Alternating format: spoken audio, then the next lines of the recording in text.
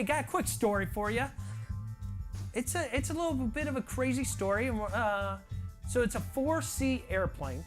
So it's just a 4-seater, so it's a pretty small airplane. Mm-hmm. Yeah, I've ridden in a 2-seater. My grandpa used to build his own airplanes and would fly us up. We'd fly around, and it would be awesome. But this is 4-seater. But it'd be like me going up there with my grandpa who has his license and all that kind of stuff. Well, this guy flies up with this other pilot. And the pilot all of a sudden collapses. Oh my. I would cry. You would cry? I would cry. Especially if I was the other person that didn't know how to fly the plane. So now this guy named John, of course, because he's awesome. John Wildy. Sorry. I want to say wildly because it's like exciting. Wildy ends up having to take over the flight. And they talk about how calm he was, but he did do a couple flybys. But the air traffic controllers helped him land, and he ended up landing safely. So is that like one of the scariest moments that you could probably go through, or do you have any other kind of scary? Either that or having a spider crawl on me. So either landing a plane or a spider crawling on you. Yes. That would be the two biggest fears? Yeah, well, yeah. I mean, spiders would be a lot scarier, I think. Wow. Wow. I don't even know if I have a comment for that, but no, I think for me it'd be the pilot like collapsing and then doing something that you've never done before, having to land a plane, knowing the right speed, and it's good. And what was great is the traffic controller could be able to help out. And I wanted to relate this so much to our own daily lives. So many times we think things are going great or maybe things are going well, and all of a sudden there's an issue.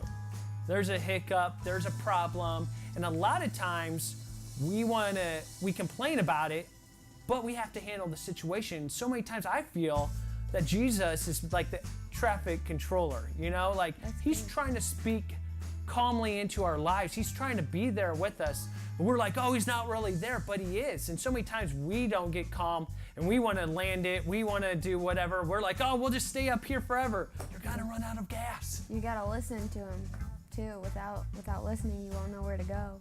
Yeah. So, there's just so many times where we want to do it ourselves and do that. So as you go out through your own lives, as you try to do that, are you flying the plane like by yourself? Are you like, who's flying the plane in your life?